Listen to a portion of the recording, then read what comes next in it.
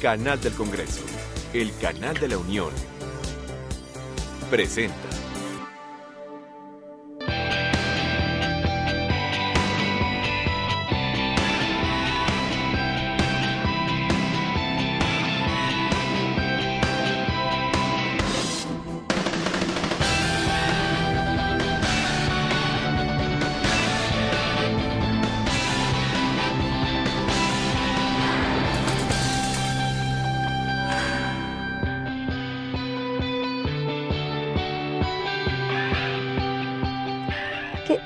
¿Qué tal? Es un gusto saludarlo. Le agradezco que nos acompañe en la transmisión del canal del Congreso. Le informo que se llevará a cabo el foro denominado Desaparición Forzada de Personas en México en busca de una armonización legislativa, el cual es organizado por la Comisión de Derechos Humanos de la Cámara de Diputados, los miembros de la Asociación de Familiares de Detenidos, Desaparecidos y Víctimas de Violaciones a los Derechos Humanos en México, entre otras organizaciones y organismos de derechos humanos. En este foro estarán participando especialistas en la materia y como primer punto se desarrollará la mesa de trabajo con el tema el cumplimiento de obligaciones internacionales en materia de desaparición forzada. Pero también vale la pena destacar que este foro se realiza en el marco de la Semana Internacional del Detenido Desaparecido, la cual se conmemora del 23 al 31 de mayo en varias partes del mundo. En México, esta práctica represiva inició a finales de los años 60 en el contexto de fuertes luchas, tanto civiles como armadas. Demos paso, pues, a la inauguración de este foro. Lo invito a que nos acompañe.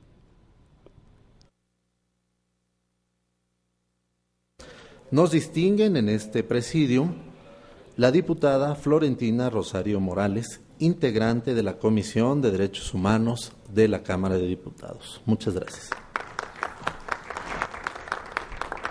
Agradecemos la presencia en este acto de la diputada María del Carmen Guzmán Lozano, integrante también de la Comisión de Derechos Humanos de la Cámara de Diputados. Muchas gracias. De manera especial, agradecemos la presencia de la señora Tita Radilla Martínez, vicepresidenta de la Asociación de Familiares Detenidos, Desaparecidos y Víctimas de Violaciones a los Derechos Humanos en México. Agradecemos la presencia del licenciado Santiago Corcuera, asesor de la Asociación de Familiares Detenidos, Desaparecidos y Víctimas de Violaciones a los Derechos Humanos, AFADEM. Muchas gracias. Y nos acompaña también en este presidium el licenciado Jesús Peña, representante adjunto de la Oficina en México del Alto Comisionado para los Derechos Humanos de la Organización de las Naciones Unidas. Muchas gracias. A continuación, escucharemos el mensaje de bienvenida y la inauguración del foro Desaparición Forzada de Personas en México en busca de una armonización legislativa a cargo de la diputada Florentina Rosario Morales. Si es tan gentil, diputada.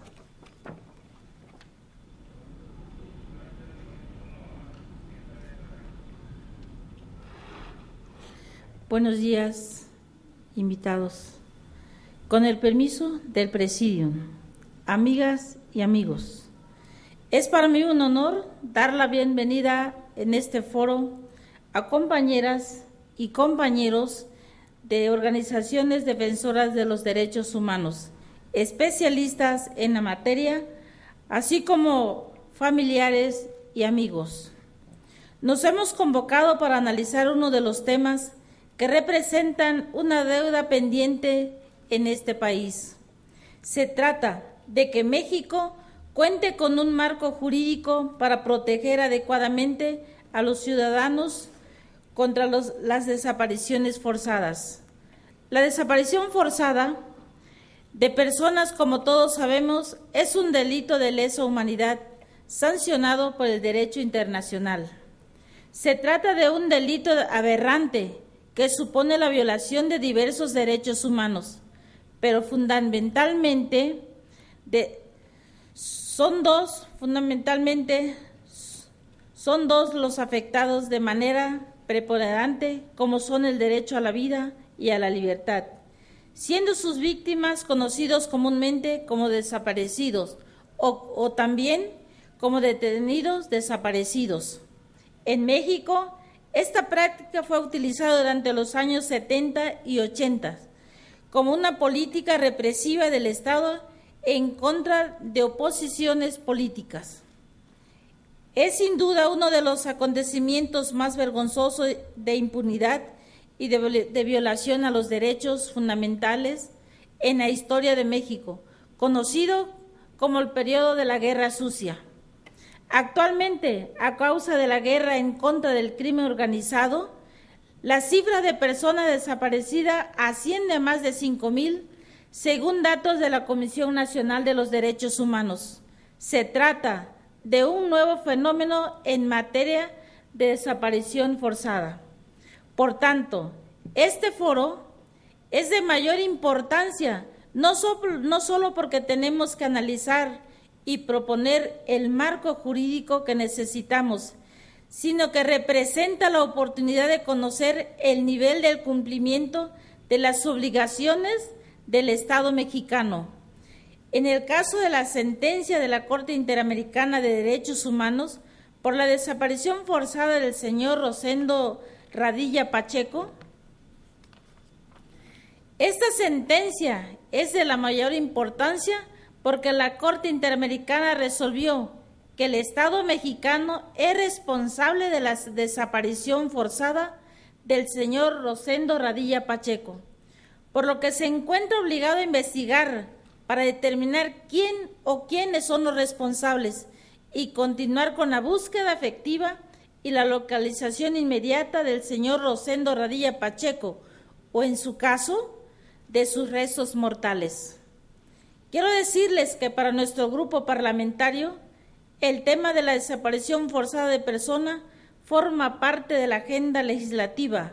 Por tanto, congruente con la resolución de la Corte Interamericana y con las demandas de familiares, amigos y víctimas de desaparecidos políticos del periodo de la Guerra Sucia, el 29 de abril del 2010, el Grupo Parlamentario del Partido de la Revolución Democrática, por mi conducto, presenta una iniciativa con proyecto de decreto que expide la Ley Federal para prevenir y erradicar la desaparición forzada de personas y reformar al Código Penal Federal y de la Ley de Amparo. Lamentablemente no hubo voluntad de las demás fuerzas políticas y dicha iniciativa no pudo ser dictaminada en la Comisión de Justicia, no sin antes haber insistido en su aprobación. Hoy, este foro nos permitirá valorar los avances en el cumplimiento del caso Radilla Pacheco, pero también nos permitirá analizar y conocer en voz de los especialistas y de las víctimas de elementos necesarios para que podamos dar cumplimiento pleno a esa sentencia. Pero lo más importante es realizar las propuestas correspondientes para que hechos tan lamentables como los ocurridos en el periodo de la Guerra Sucia no sucedan más. Sean todos y todas bienvenidos a este foro y que el mismo arribe a los acuerdos necesarios para el bien de todos nosotros. Vamos a inaugurar este foro. Les vamos a pedir, por favor,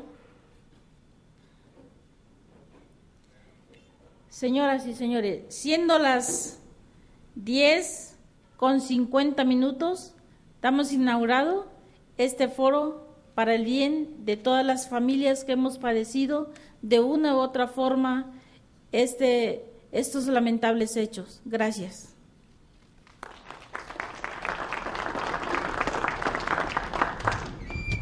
Muchas gracias a usted, diputada Florentina Rosario Morales. Pueden tomar sus lugares si son tan gentiles. Vamos a hacer un breve receso para instalar la primera mesa de trabajo. Y la señora Tita Radilla Martínez, de la Asociación de Familiares Detenidos, Desaparecidos y Víctimas de Violaciones a los Derechos Humanos en México. Moderará, tenemos el honor que modere esta mesa, la maestra Marta González Díaz, a quien cedo el uso de la palabra. Muchas gracias. Buenos días tengan todos ustedes. En esta Semana Internacional del Detenido Desaparecido, en el que perseveramos en la exigencia de verdad y justicia para las más de 1.300 víctimas de este aberrante delito de lesa humanidad durante la mal llamada Guerra Sucia, en realidad terrorismo de Estado, a lo que suma el enorme número de personas que en los últimos años han sido víctimas de desaparición forzada. A nombre de la Fundación Diego Lucero, saludamos a las organizaciones y asistentes a este evento.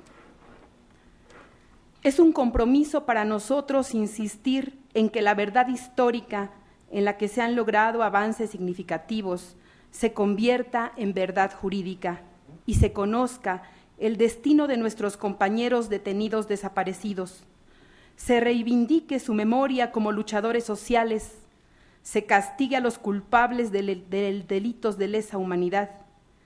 Empezamos por los de mayor jerarquía. Se resarza integralmente el daño causado a los familiares, a la comunidad y a la sociedad. Se legisle en materia de derechos humanos de acuerdo a lo más avanzado del derecho internacional y se establezcan políticas públicas que generen condiciones que eviten la repetición de hechos de esta naturaleza. El delito de desaparición forzada es considerado en la doctrina internacional como de lesa humanidad, porque se perpetra con todas las ventajas que da el poder y no se limita a combatir la insurgencia, sino que se propone aterrorizar a la población entera en una región o en una nación. Esta aberrante práctica, que en México tiene sus raíces en la política represiva del Estado en contra de opositores políticos y movimientos sociales, no es cosa del pasado, porque el carácter imprescriptible de este delito de lesa humanidad permanece mientras no se conozca el destino de los desaparecidos, se sancione a los responsables, entre otras cosas. Ante la Fiscalía Especial para Movimientos Sociales y Políticos del Pasado, FEMOPS, presentamos, junto con familiares y con el respaldo jurídico incondicional y fraterno del Centro de Derechos Humanos Miguel Agustín Pro Juárez, varios casos, entre ellos los de las familias Guzmán Cruz, los hermanos Amafar, Armando, Venustiano y Solón, así como por su padre, José de Jesús Guzmán Jiménez, José Luis Flores Cruz, Doroteo Santiago Ramírez y Rafael Chávez Rosas. La mayor parte de ellos detenidos por fuerzas policíacas y militares en junio de 1974. También coadyuvamos en la denuncia de la ejecución extrajudicial de Diego Lucero Martínez, ocurrida el 16 de enero de 1972, padre de David y Carlos Jiménez Sarmiento, el primero de ellos dirigente de la Liga Comunista 23 de septiembre y el segundo asesinado por la policía política después de la amnistía de 1979. La desaparición forzada es vigente, permanece en la impunidad y en la sombra. En los últimos años han sido detenidos, desaparecidos luchadores sociales y defensores de derechos humanos, entre ellos Juárez, las hermanas Triquis, Virginia y Daniel Ortiz Ramírez, Lauro Juárez, indígena chatino, los militantes del Ejército Popular Revolucionario, Edmundo Reyes y Gabriel Cruz, así como nuestro compañero integrante de la Fundación Diego Lucero, Francisco Paredes. La situación se ha agravado pues a la sombra de la estrategia de seguridad de Felipe Calderón. A los 60,000 ejecutados se suman miles de desaparecidos, casos que no se investigan, ya que las autoridades simplemente aducen que se trata de levantones del crimen organizado. Esta realidad hace urgente que, entre otras medidas necesarias, se legisle en materia de desaparición forzada en el ámbito federal y en los de las 32 entidades, de acuerdo a los más altos estándares del derecho internacional humanitario, tal y como lo sugieren organismos internacionales de derechos humanos y lo establece la sentencia dictada por la Corte Interamericana de Derechos Humanos en el caso de Rosendo Radilla. Por una legislación de avanzada sobre la desaparición forzada, México DF, a 29 de mayo del 2012. Doctora Blanca Hernández, presidenta. En este contexto, me es grato presentar al primer ponente de esta mesa de trabajo, Santiago Corcuera Cabeçut, abogado por la Universidad Iberoamericana, maestro en Derecho por la Universidad de Cambridge, Inglaterra. En el área de Derechos Humanos fue miembro del Grupo de Trabajo sobre Desaparición Forzada de la ONU por 6 años, 2004-2010, y su presidente por 3 años, 2006-2009. Fue presidente del Comité Coordinador del Consejo de Derechos Humanos de la ONU, 2009-2010. Acompaña y ayuda en la medida de sus posibilidades a organizaciones de la sociedad civil dedicadas a la defensa de los derechos humanos. Es autor del libro de Derecho Constitucional y Derecho Internacional, Derechos Humanos, publicado por Oxford Press México, entre otras obras en la materia. Además, es asesor de la Asociación de Familiares Detenidos, Desaparecidos y Víctimas de Violaciones a los Derechos Humanos.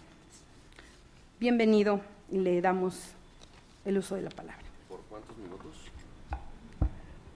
5 minutos. 5 minutos. Puede ser más. 15.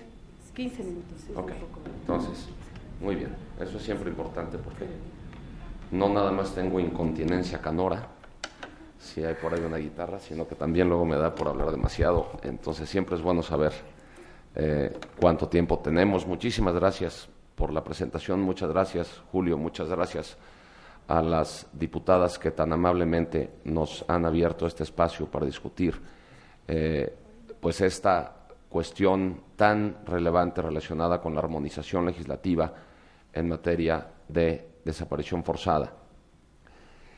El tema relacionado con la armonización legislativa es amplísimo y no voy a poder en 15 minutos referirme como quisiera a todos los aspectos, porque eso ameritaría, por ejemplo, revisar el contenido de cada una de las convenciones en materia de desaparición forzada de las que México es parte, es decir, la Convención Interamericana y la Convención Internacional, e irlas comparando y desmenuzando para ver cuál debería de ser el contenido de una o varias leyes mexicanas que instrumenten legislativamente estas disposiciones.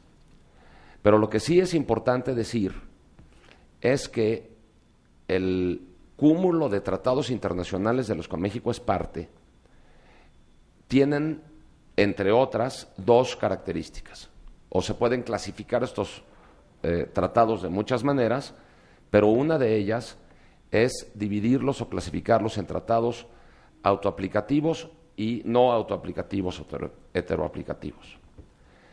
Estas convenciones en materia de desaparición forzada, como la de tortura, como la de trata o como la de genocidio y otras, tienen disposiciones, desde luego, que pueden ser aplicadas de manera inmediata y directa por los jueces y por las autoridades, pero otras que requieren de instrumentación legislativa, o sea, no son autoaplicativas.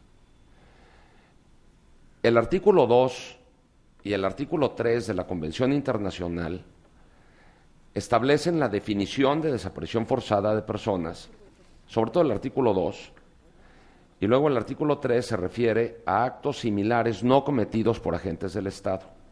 Pero más adelante, lo que hace la Convención es imponerle al Estado signatario de la Convención la obligación de legislar en la materia y de tipificar el delito y de establecer las penas que resulten acordes con la extrema gravedad de esta práctica.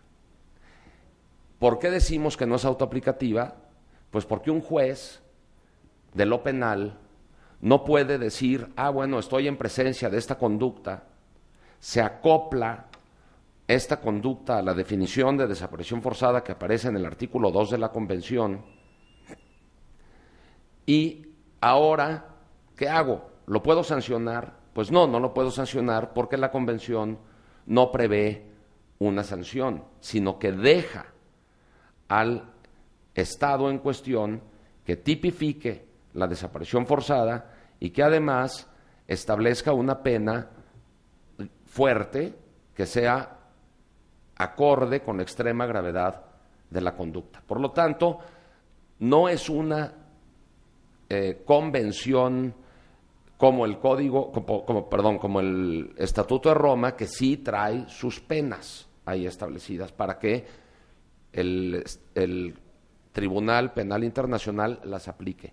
Aquí establece una obligación el Estado mexicano a legislar. Y México se encuentra en falta de esta obligación porque debemos recordar que como México es un Estado federal, dependiendo de quién sea el perpetrador, se cometerá un delito federal o un delito local. Si el perpetrador o los perpetradores son agentes del Estado el Estado de Aguascalientes, pues tendrá que haber una legislación de Aguascalientes que sancione a esos policías de Aguascalientes. Si los perpetradores son militares o agentes de la Policía Federal o del Instituto Nacional de Migración, entonces el delito caerá dentro del ámbito federal.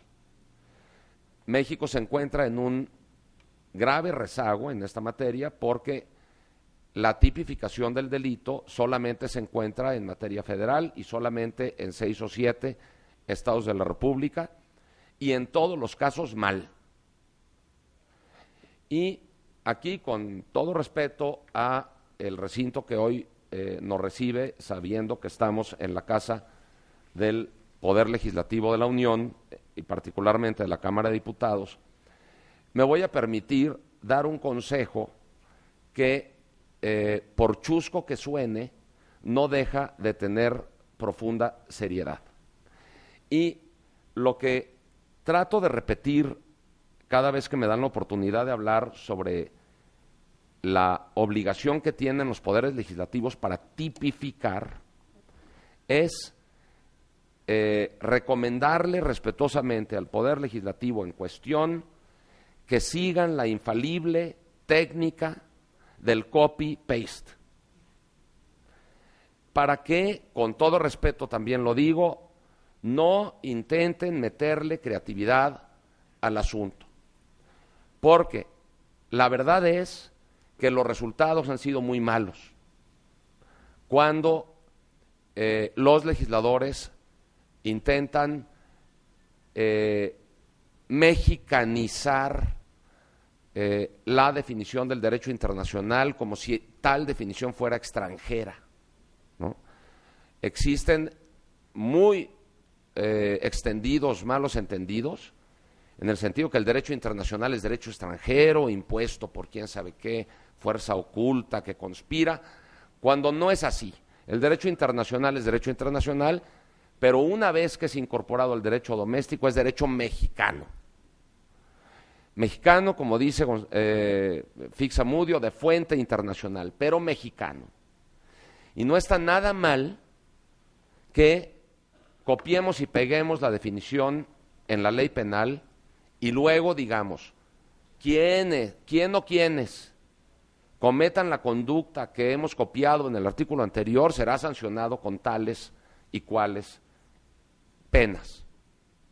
Lo que yo no recomiendo es que a la hora de tratar de mexicanizar la conducta en la labor de tipificación, es que se comience con la práctica mexicana de comete el delito de desaparición forzada aquel que, 2 puntos, y luego tratar de acoplar con ese preludio la definición de la convención, porque ahí es en donde, por tratar de ajustar la gramática, empieza a desnaturalizarse la propia definición. Y hemos visto que eso de que comete el delito de desaparición forzada aquel que no funciona muy bien si después no se incorporan una serie de disposiciones que permitan hacernos reconocer que la desaparición forzada no la comete aquel que, sino normalmente la cometen aquellos que, porque uno es el que detiene o secuestra, otro es el que pone a disposición de otro, que es el que cuida y oculta, otro posiblemente es, por desgracia, el que a lo mejor tortura, otro es el que niega la información en la comisaría o en la agencia del Ministerio Público o en la agencia de la policía de que lo tenemos, o acepta que lo tenemos pero no te digo en dónde. Bueno, pues todos esos actores están cometiendo desaparición forzada. La definición que da la Convención es lo suficientemente amplia como para que pueda abarcar a todos ellos. Mientras que si cometemos el error de decir aquel que, y con eso de que el derecho penal es de aplicación estricta, podríamos ponerle una carga desmedida y muy complicada al fiscal, al procurador, al Ministerio Público que pretenda perseguir este delito con una mala tipificación. Todas las tipificaciones de las poquitas que tenemos están mal, hasta la federal, como ya nos lo dijo la Corte Interamericana. Ahora, siguiente cuestión, ¿qué tipo de ley necesitamos?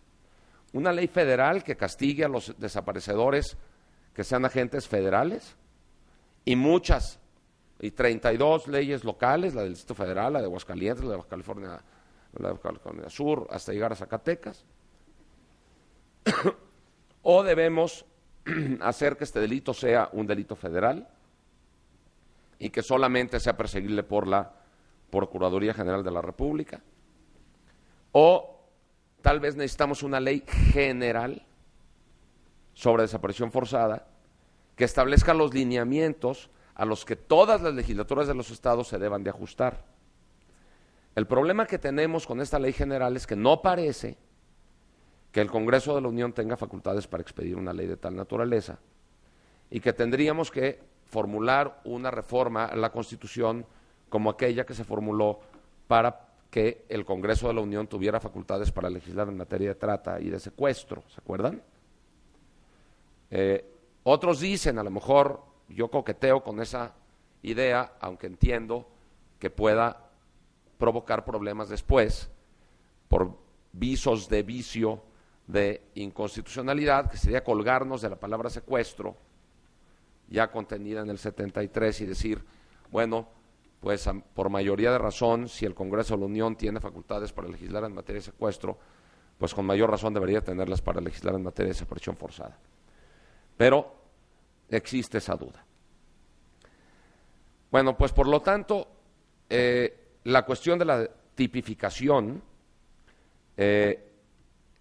sugiero que se siga la definición de la Convención Internacional y no la de la Interamericana, porque aunque la de la Interamericana es buena, la parte de las consecuencias de la conducta son un poco más reducidas que la de la internacional. ¿A qué me refiero? Que la definición de la Convención Internacional dice que se entiende por desaparición forzada el arresto, la detención, el secuestro, cualquier otra forma de privación de libertad que sean obra de agentes del Estado o por personas o grupos de personas que actúan con la autorización, el apoyo o la aquiescencia del Estado, seguida de la negativa a reconocer dicha privación de libertad o del ocultamiento de la suerte o paradero de la persona desaparecida, y luego viene la consecuencia, sustrayéndola de la protección de la ley. La Interamericana dice, colocándola fuera, imposibilitándola del ejercicio de los recursos legales. Entonces, más amplia esta definición. La que no debemos de tomar en cuenta, y no caigamos por favor en esa tentación, es la del Estatuto de Roma, que con todo y lo bueno que es ese estatuto, y no lo voy a criticar, pero en materia de desaparición forzada, la verdad está muy mal la definición de desaparición forzada. Tengo 2 minutos, entonces no me voy a poder meter a criticar como me gusta criticar esa definición, pero hay por lo menos 3 elementos muy malos, malignos, perniciosos en esa definición. Uno, que incluye la posibilidad de considerar como perpetrador de desaparición forzada no solamente a agentes del Estado y a particulares que actúan con aquiescencia a agentes del Estado, sino a personas que pertenezcan a grupos políticos. Eso está mal, porque se diluye la responsabilidad del Estado y la desaparición forzada es un crimen de Estado. Pensemos que el Estatuto de Roma fue concebido para otros fines y ahorita no me da tiempo de explicar, pero no caigan en la tentación de andar metiendo agentes no estatales en la definición. Mejor, señores y señoras legisladores de cualquier parte, limítense a artículo 2 para desaparición forzada propiamente dicha, artículo 3 para conductas similares cometidas por agentes no estatales. Tipifíquenla, sí, pero no le digan desaparición forzada para no diluir la responsabilidad de los agentes estatales. Luego, abusados con la prescripción, porque aunque la Convención Internacional la permite y la Interamericana también, de algún modo, la Interamericana preferiría que no estuviera permitida. Lo ideal sería que no se permitiera. Pero desde luego nunca hay que permitir la prescripción cuando la desaparición forzada se dé en un contexto de crímenes contra la humanidad, porque no tenemos que reconocer que no toda desaparición forzada es un crimen contra la humanidad.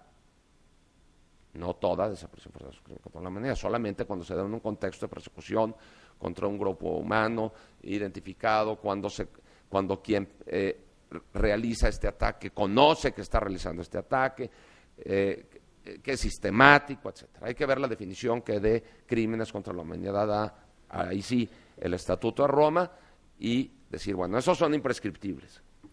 Los demás pueden ser prescriptibles, pero abusados con las reglas de prescripción y ajustense a lo que dice la Convención. Y luego, perdón, me voy a robar un minuto más, ¿puedo? Algo que me parece fundamental que una legislación en materia de desaparición forzada contenga, además de otras cosas que no me da tiempo mencionar y que ojalá Daniel y otros puedan abordarlas, pero una que me parece importantísima es que la legislación en materia de desaparición forzada tiene que contener una serie de preceptos que hagan que se respete el derecho a la personalidad de la persona desaparecida.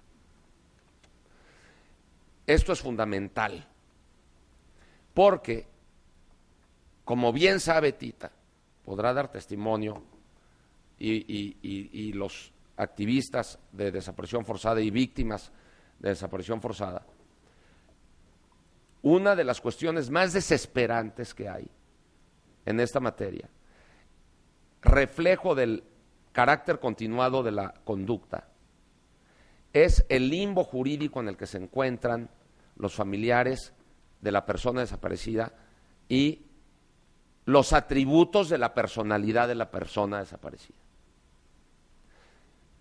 El nombre, bueno, pues está registrado el nombre, pero el domicilio ya no puede el desaparecido, en tanto no se conozca su paradero o su suerte o sea liberado, ejercer el derecho a la vivienda, que es parte de los atributos de la personalidad de tener un domicilio, una vivienda. El patrimonio, el desaparecido no puede disponer de su patrimonio y los familiares tampoco, porque el desaparecido no tenía planeado irse de viaje y no dejó un poder en nombre de su mujer o de sus hijos para que pudieran sacar el dinero de la cuenta de ahorros o pudieran vender el terrenito o pudieran realizar actos patrimoniales que requieren de un poder para actos de administración. No dejan los desaparecidos normalmente un poder para actos de administración. Y entonces cuando las personas pretenden ejercer en representación de la persona desaparecida estos derechos, no pueden. Y se ven forzadas, bueno, intentan ser forzadas por funcionarios sin escrúpulos y sin corazón y con una crueldad inaudita,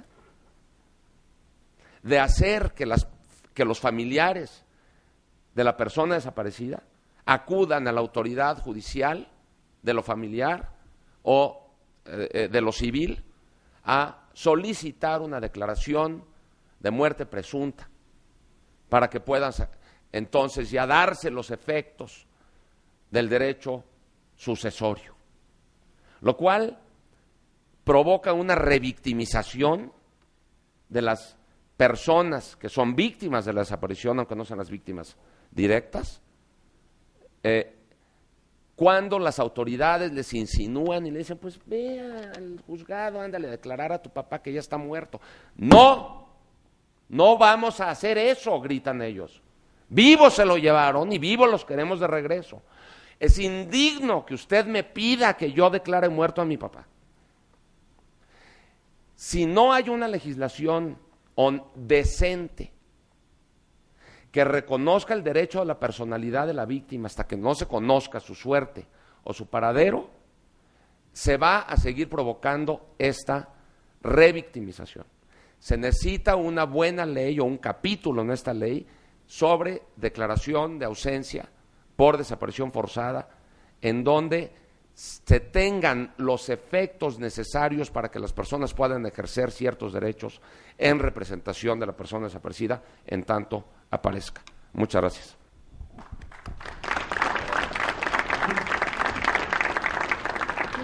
Muchas gracias, Santiago.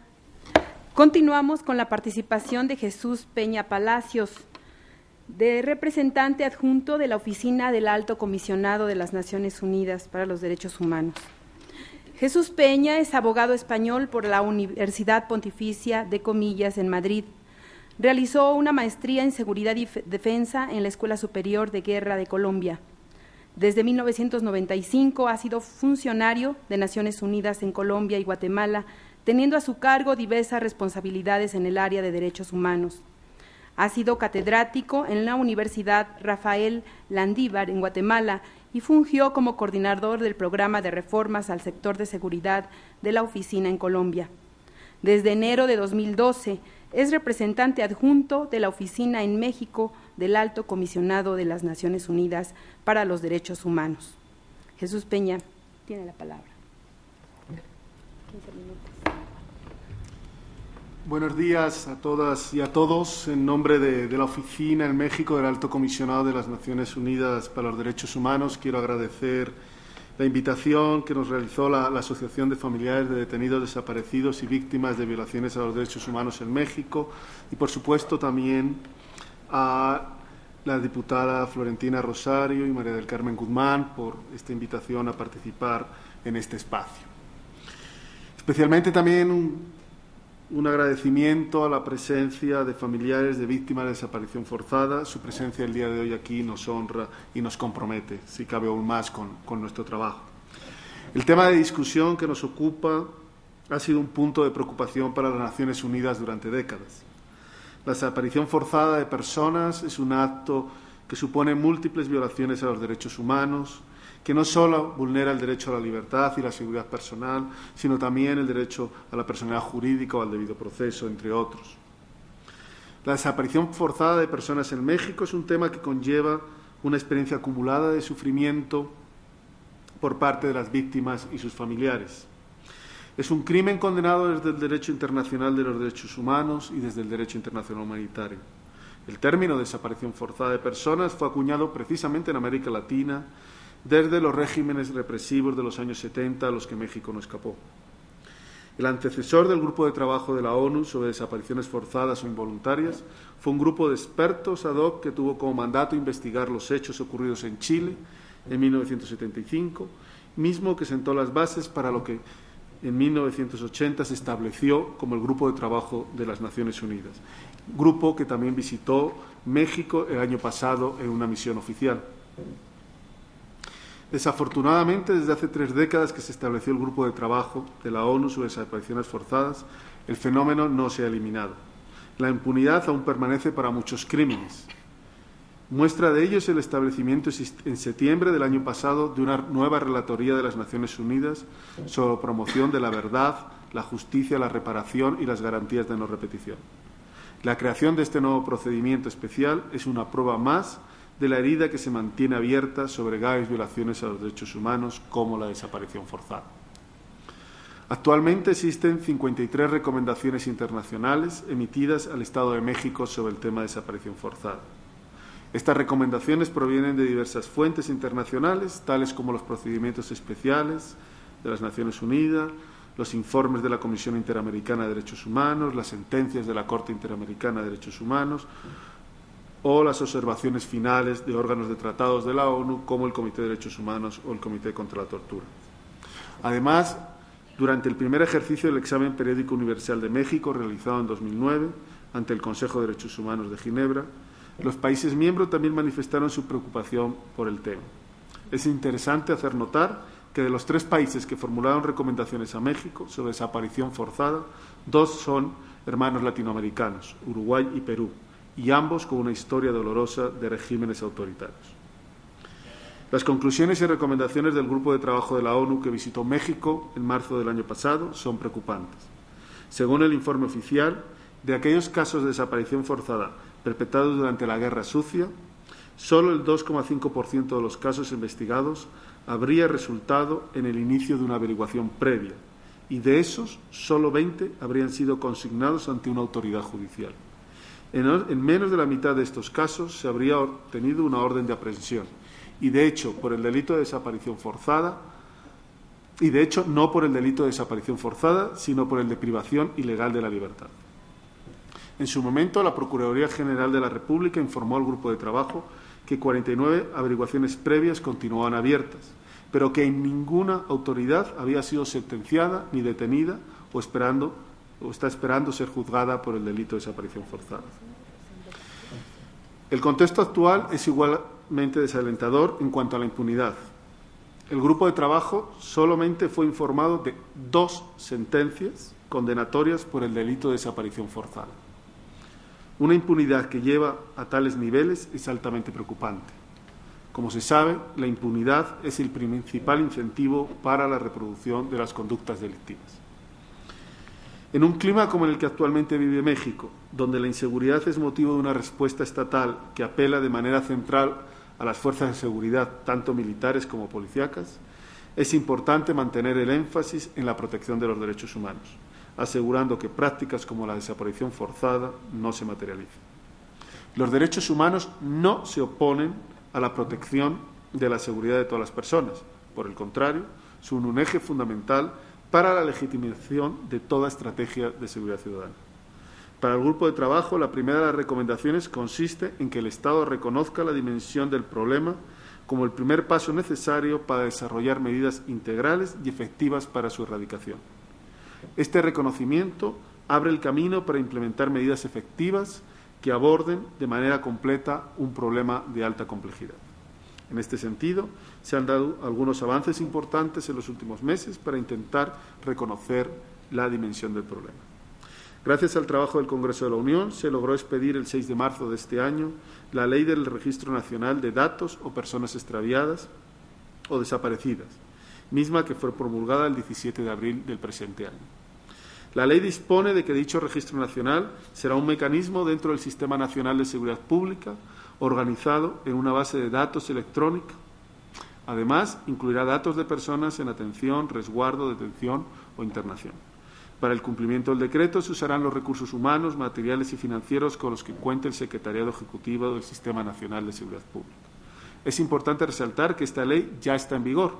Los recursos ya existen y, por tanto, no debería de existir ningún impedimento para que las bases de datos necesarias para conocer y entender el fenómeno de desaparición forzada sean creadas y fortalecidas.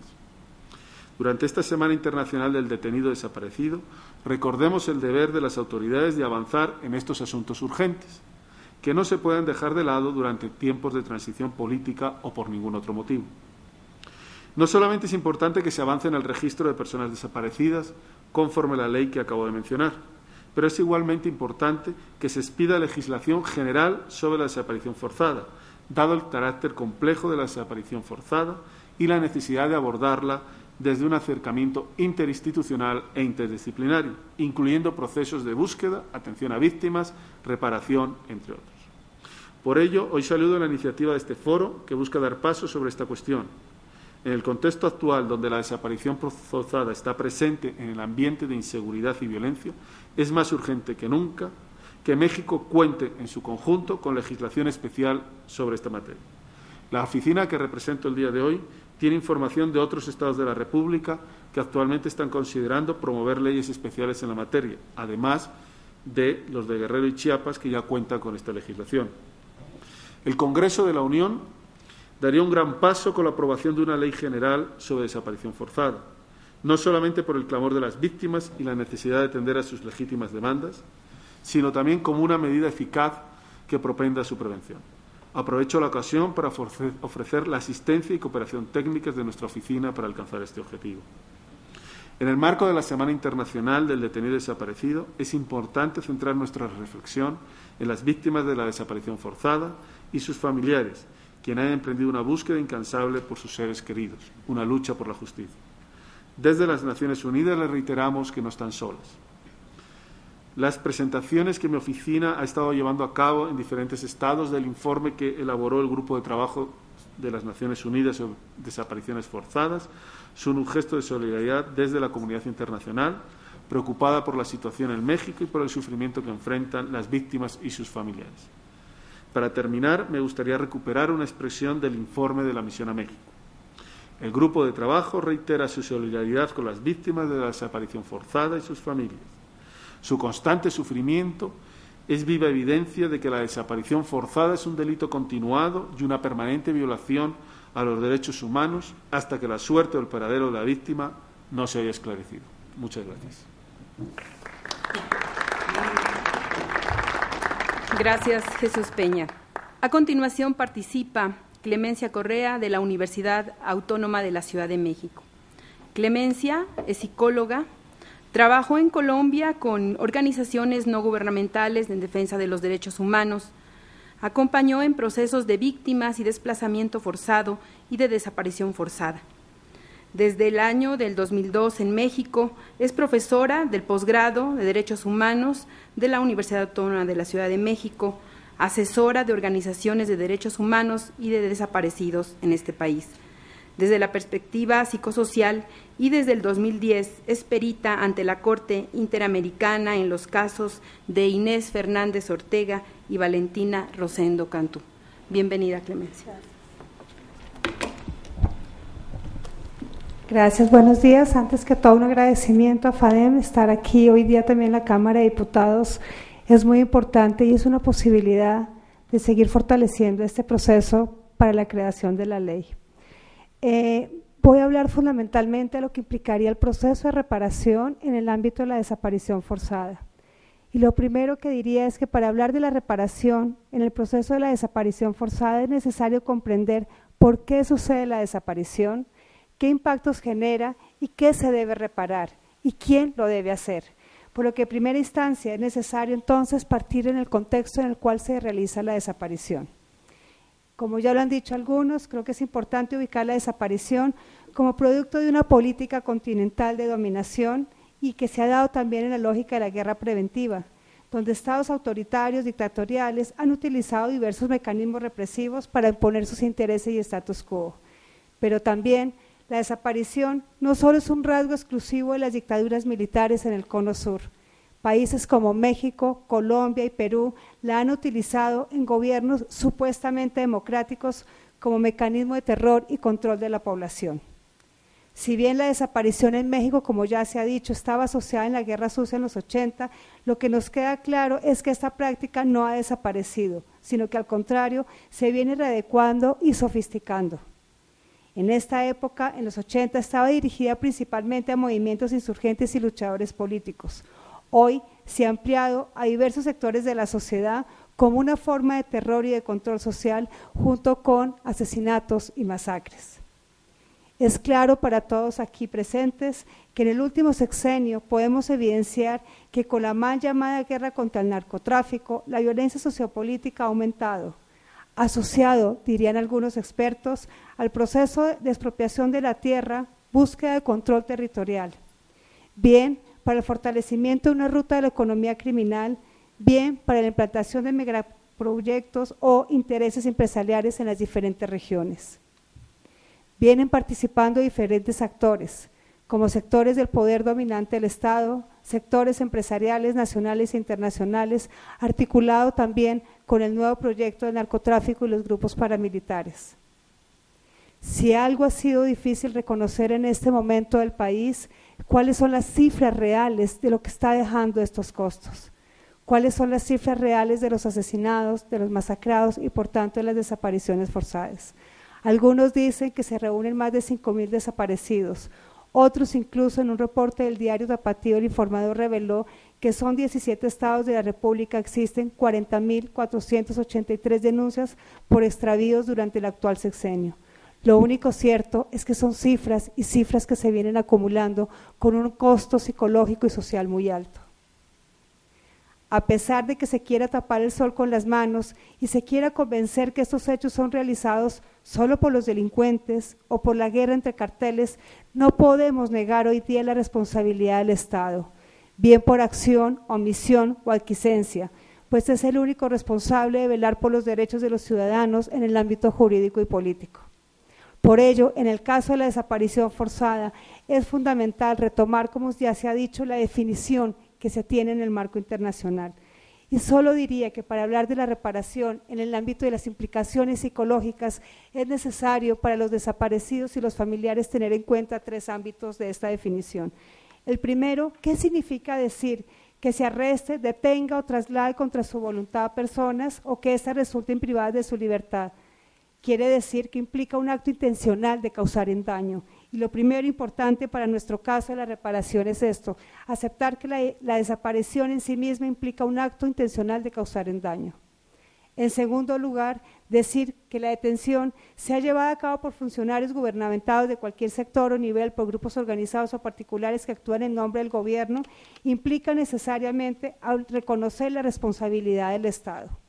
Y por último, decir, en tercer lugar, la desaparición, decir que se nieguen la suerte de revelar, que los funcionarios gubernamentales nieguen la suerte de revelar el paradero de estas personas o reconocer que están privadas de la libertad, sustrayéndoles así a la protección de la ley, implica necesariamente que la desaparición se basa desde el principio en mecanismos de impunidad y en la mentira, desde el primer momento cuando los familiares empiezan su proceso de búsqueda. Es decir, la desaparición forzada en sí misma está sustentada en la mentira y en la impunidad. De esta manera, con esta base, ¿reparar qué? ¿Qué daño? ¿De qué manera? El daño a las violaciones de los derechos humanos debe considerarse en primer lugar como un trauma, no solo individual, sino fundamentalmente psicosocial, debido a que impacta no solamente y fundamentalmente al desaparecido, sino también a su familia, al grupo y a la sociedad en general. Las desapariciones forzadas tienen en sí misma un profundo impacto psicosocial, tanto en las víctimas directas como en sus familiares, quienes se enfrentan a la incertidumbre sobre el paradero y la situación de sus seres queridos por días, meses, años, décadas. Con la desaparición forzada se busca la pérdida o el cuestionamiento de la identidad del desaparecido, de la organización, del ámbito del que hacía parte. El desaparecido va siendo deshumanizado, considerado en muchos casos perverso, se muestra como delincuente o inadaptado para justificar la acción represiva. Hacia el desaparecido hay un respeto abominable de su identidad, de su historia, de su nombre. Se quiere borrar de la sociedad como si nunca hubiera existido, dejarlo en el anonimato. La prioridad de las familias es entonces encontrar rápidamente a sus seres queridos para prevenir su muerte y otros delitos relacionados como la tortura y la violencia sexual, entre otros. La angustia y el temor, así como la desconfianza en la sociedad en su conjunto, dificultan el proceso de búsqueda. La imposibilidad de saber si está vivo o muerto, la imposibilidad de realizar rituales funerarios acorde al contexto cultural van generando un duelo alterado que muchas veces se complica con sentimientos de culpa y soledad y aislamiento. El terror y el miedo en la desaparición son estructurales, crean parálisis en las personas, en las familias, en la sociedad. Va creando la sensación de vulnerabilidad, de impotencia y desprotección. A veces deja la sensación de que nada se puede hacer. Este miedo, como decíamos, está asociado a la mentira que va creando institucionalmente, una mentira que genera en los familiares de desaparecidos desasosiego, porque el ocultamiento de la verdad pone en juego procesos psíquicos de referencia, pues está a un poder de una realidad, a una verdad oficial, y frente a una pequeña pero profunda verdad, la de su desaparecido y la de sus familiares. En últimas, la mentira social es como vivir en la confusión permanente de un orden real. ¿Acaso, han dicho algunos familiares, pareciera que el Estado quisiera decir que nuestros hijos no existieron? ¿Tenemos acaso que demostrar que parimos y que somos padres de familia? Las familias también se van enfrentando poco a poco a la estigmatización, no solamente del Estado, sino también de algunos sectores de la sociedad. A nivel comunitario, las desapariciones van rompiendo el tejido social, imponen la desconfianza e inhiben incluso la solidaridad. Por último, hablar de los efectos estructurales de la desaparición tiene que ver con la impunidad. Son efectos incalculables que lleva a que se experimente la ausencia de justicia como otra violación a los derechos humanos, necesariamente incluso como un hecho traumático en sí mismo. Si el Estado es el responsable de procurar y administrar la justicia, y es el mismo el que crea los mecanismos de impunidad, y es el mismo el que desaparece, ¿a quién se le cree? ¿A dónde se puede recurrir? ¿En quién se puede creer? Finalmente, además, los familiares que buscan justicia también son señalados, amenazados y judicializados por los mismos sectores del Poder Judicial. Es decir, incluso además los familiares pasan de ser víctimas a victimarios, un proceso penal contra el denunciante. En este escenario, entonces, ¿qué se debe reparar? Como sabemos bien, y el caso de Rosendo Radilla es un ejemplo para México, la reparación no es la indemnización. Si bien es necesaria, la reparación pasa fundamentalmente por la búsqueda de una reparación integral, teniendo en cuenta todas las dimensiones del daño causado. Y en primer lugar, para ello, hay que empezar a aceptar que la desaparición existe. Mientras se siga negando, se siga ocultando la desaparición en México, será imposible buscar una ley o una reparación en sí misma. En ese sentido, quiero rescatar las palabras de Ariel Tulisky, integrante del Grupo de Trabajo sobre Desaparición Forzada e Involuntaria de Personas de Naciones Unidas, durante la presentación del informe Misión a México del año pasado, cuando afirma que es urgente dar visibilización a la desaparición forzada en México como una forma de poder dimensionar el problema. Es necesaria la tipificación autónoma de la desaparición, si no, se invisibiliza. Otro psicólogo, Carlos Beristain, explica que nada podrá reemplazar a los familiares muertos o reparar el dolor de las víctimas.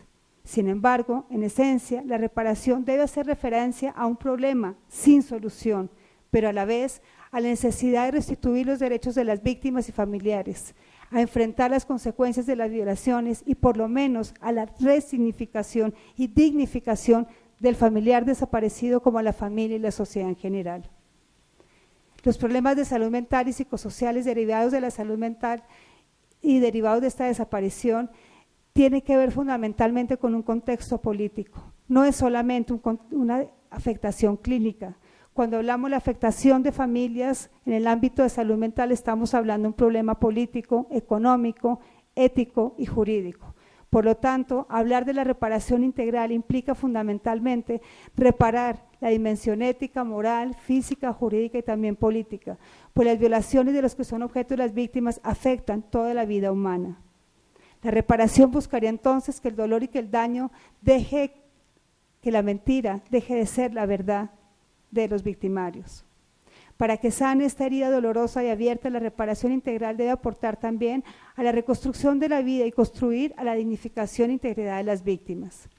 Por ello, es fundamental todo el trabajo frente al derecho a la verdad, a la justicia y a la reparación, y con ella la memoria histórica. El grupo de trabajo, como ya se dijo, emitió varias recomendaciones. Quiero rescatar en particular cuando habla de tomar medidas preventivas de seguridad y el derecho que tienen las víctimas y a sus familiares a la justicia, a la protección y al derecho a la verdad y a la reparación. Y en primer lugar, rescatar cuando se habla de las medidas preventivas y de seguridad. No podemos seguir solamente pensando en una ley, en un proceso de reparación, sino tratar de evitar que aumente la desaparición forzada. Y en este sentido, la recomendación, en mi opinión, más estructural tiene que ver con considerar que en el corto plazo el retiro de las fuerzas militares de las operaciones de seguridad pública y la aplicación de la ley penal como una medida para prevenir las desapariciones forzadas. En segundo lugar, hablar del derecho a la verdad. Y el derecho a la verdad significa la verdad de quién era el desaparecido para que salga de su anonimato, la verdad sobre las causas que causaron la comisión del crimen, la verdad para reconocer el paradero, la suerte que han corrido las personas desaparecidos, pero incluso en caso de su fallecimiento, las circunstancias y las causas de su muerte. Si algo buscan los familiares durante años es saber qué pasó con su familiar y quién lo hizo y por qué lo hizo. con la verdad para las víctimas, los familiares y las comunidades, para que conozcan los sucesos que dieron lugar a las desapariciones. La verdad, el reconocimiento de las consecuencias psicosociales.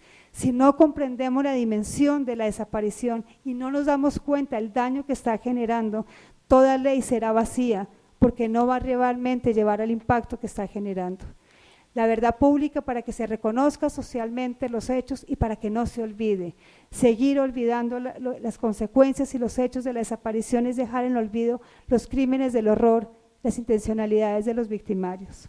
En este sentido quiero rescatar 2 puntos fundamentales, hay muchas más recomendaciones del grupo de trabajo y recomienda fundamentalmente transferir los archivos militares de la Guerra Sucia de la Sedena al Archivo General de la Nación, garantizando el libre acceso del público y sistematizar el ingreso a todos los archivos de la extinta Dirección Federal de Seguridad y de la Fiscalía Especial para que estos también se encuentren disponibles en el Archivo General de la Nación. Es un hecho público, la desaparición no puede seguir siendo un hecho privado de algunos cuantos. El grupo de trabajo también recomienda develar los nombres de las personas que participaron en actos de desaparición forzada de acuerdo a la información que obra en la Comisión Nacional de Derechos Humanos. La verdad implica todo esto y mucho más. Por otro lado, está el derecho a la justicia. Y con el derecho a la justicia para que se esclarezcan los hechos, para que se investiguen los responsables y los intelectuales, para que se procese y castigue con penas proporcionales a la gravedad de los crímenes cometidos, no por corrupción, no por 1 año, no por 2 años y no solamente por negligencia. Implica la desaparición, la gravedad de un hecho pensado, de un hecho intencional, de causar un daño irreparable. El grupo de trabajo recomienda que se garantice el derecho a la justicia y el combate a la impunidad mediante la capacitación del personal judicial y del encargado de cumplir la ley, la adopción de protocolos de investigación y protección de testigos y familiares, y esto es fundamental. Hay que crear todo un proceso de protección de testigo, porque si no, no será posible denunciar, y en la medida que no se denuncie, no será posible aceptar la desaparición en este país. Quiero finalizar diciendo que está el derecho a la reparación. Y el derecho a la reparación de las víctimas solo es posible si hay justicia y hay verdad. La reparación, como hemos dicho, afortunadamente por la lucha de las víctimas, no es la indemnización, no es un pago económico, es un pago moral efectivo. En este sentido, la reparación debe ser moral, psicológica, social, política y también económica. No para pagar un precio por el desaparecido, sino para reintegrar a sus familiares el derecho a rehacer una vida digna. En el marco legal, dice el grupo de trabajo, la reparación debe ser proporcional a la gravedad de la violación y el sufrimiento de la víctima. Incluir la restitución siempre y cuando sea posible, así como la asistencia médica, psicosocial, la indemnización y las garantías de reunión de petición. Todas las acciones desarrolladas en casos de desaparición forzada deben promover el reconocimiento ético y jurídico de las víctimas y sus familiares como sujetos de derecho. Son víctimas, pero no son sujetos sin derechos, son víctimas porque tienen un victimario concreto, pero no son personas minimizadas de la sociedad, son personas activas que han decidido luchar y exigir sus derechos. Por ello, las medidas sobre la verdad, la justicia y la reparación solo serán reparadoras si se hacen con y desde las víctimas, no como una imposición más del poder. Crear una ley implica la construcción de acuerdo a las necesidades y peticiones de las víctimas. Una ley más puede ser incluso una imposición más, de las cuales ellas no han sido partícipes. Quiero terminar con una frase del padre Javier Giraldo, un jesuita colombiano, defensor de los derechos humanos, que nos marcó la historia en la defensa y promoción de los mismos. Este jesuita manifiesta que la lucha por la verdad implica una lucha por la justicia y la dignidad de la humanidad, y dice: nuestra memoria y verdad histórica serán la única manera de desesterilizar a nuestras víctimas frente al futuro, único antídoto que nos impida asimilar desde el inconsciente el modelo de sociedad que imponen los victimarios. La memoria será el único lente que nos permita contemplar los destrozos y las ruinas de humanidad que es necesario y urgente reconstruir. Muchas gracias.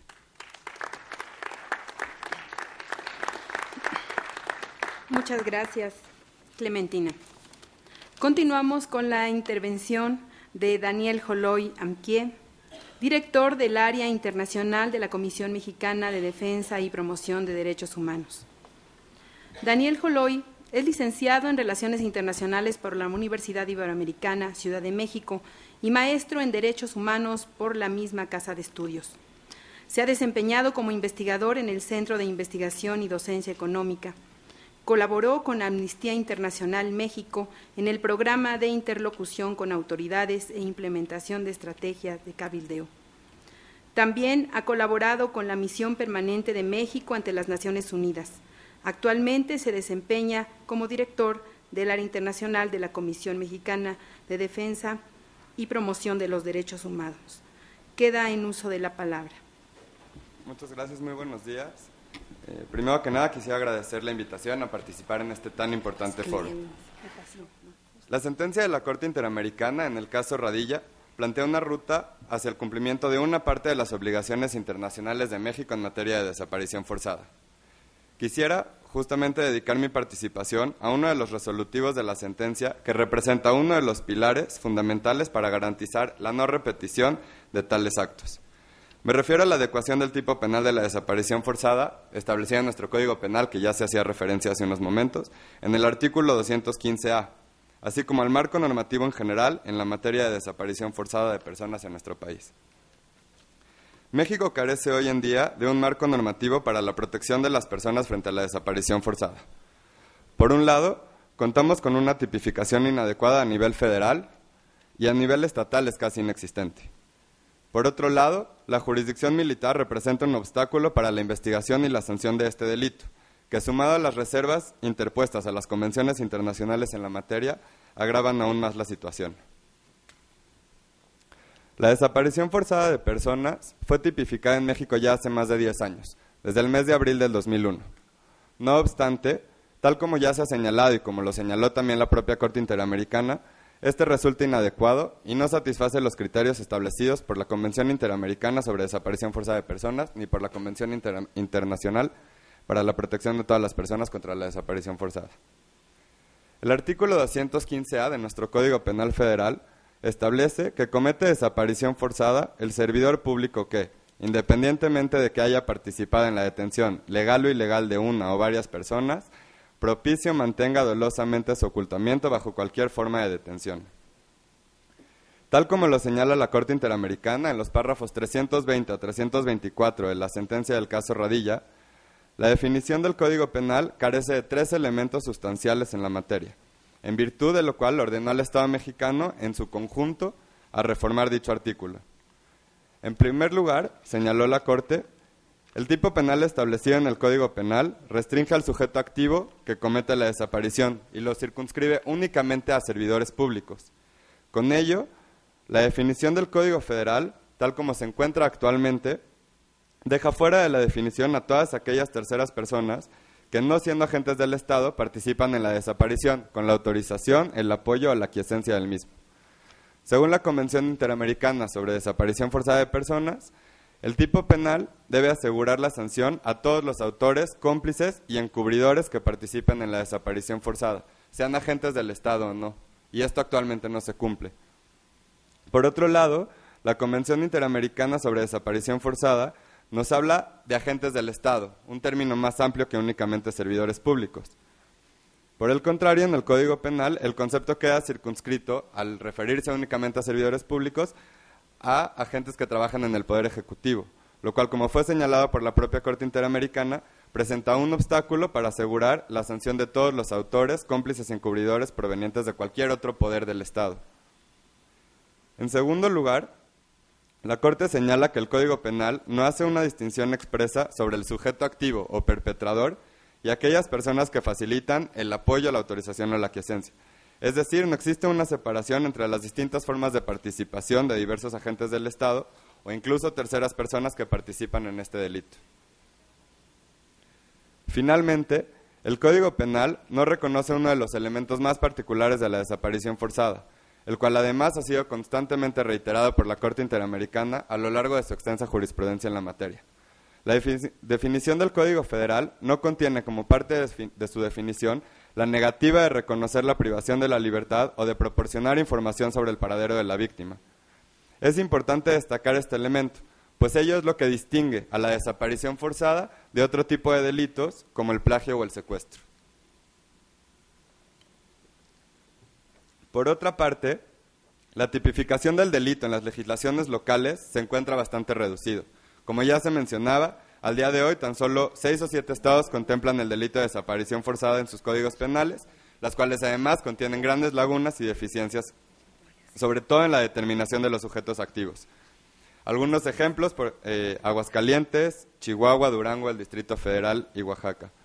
Por otro lado, también los estados de Zacatecas, Guerrero y Chiapas, si bien no han incorporado el tipo penal en sus códigos penales, sí cuentan hoy en día con leyes especiales para el tema. Aunada a la deficiencia en la tipificación del delito de la desaparición forzada, la inexistencia de recursos judiciales efectivos amplía aún más la desprotección de las personas frente a este delito. El amparo, como figura de protección de derechos y garantías por excelencia en México, resulta inefectivo habida cuenta de los requisitos de interposición y de ratificación que exige la demanda del amparo, tal como se encuentra legislado actualmente, pues la ley señala que se debe especificar el lugar en que se encuentra el agraviado, así como la autoridad o agente que ejecuta o trate de ejecutar el acto. Estos requisitos rematan la ineficiencia del recurso, dadas las exigencias procesales de exhibición personal o de identificación del paradero del agraviado, así como de la autoridad responsable del acto. Además, según el artículo 17 de la misma ley, para la ratificación del amparo se requiere la presencia física del quejoso como indispensable para la acción jurisdiccional, para que ésta tenga efecto. Quien además, señala la propia ley, no puede ser otro que la persona que ha sufrido la violación de sus garantías. Evidentemente, este requisito no podrá ser cubierto en casos de desaparición forzada, pues el elemento básico es que se desconoce el paradero de la víctima. Si bien las discusiones en materia de ley de amparo, que actualmente se discuten en esta Cámara, han avanzado para garantizar la efectividad del recurso para las víctimas de desaparición forzada, las reformas aún continúan sin ser aprobadas. Cabe señalar que México es también parte de los 2 tratados internacionales relacionados con la desaparición forzada de personas.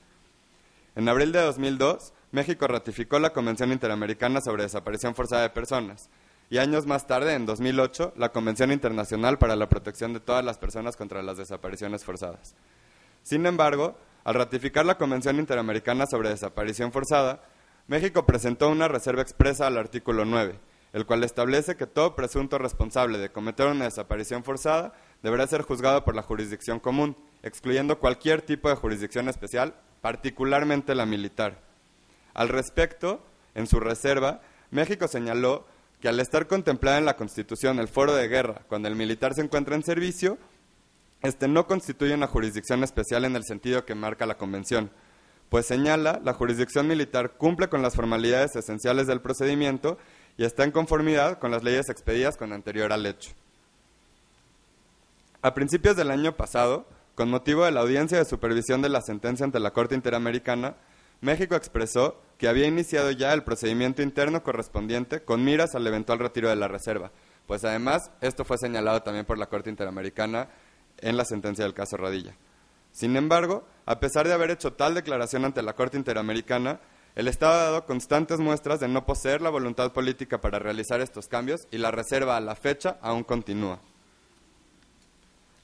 Asimismo, México interpuso también una declaración interpretativa a la misma convención, estableciendo que la aplicación de esta será únicamente para aquellos hechos que constituyan una desaparición forzada y que haya sido ordenada, ejecutada o cometida con posterioridad a la entrada en vigor de la misma.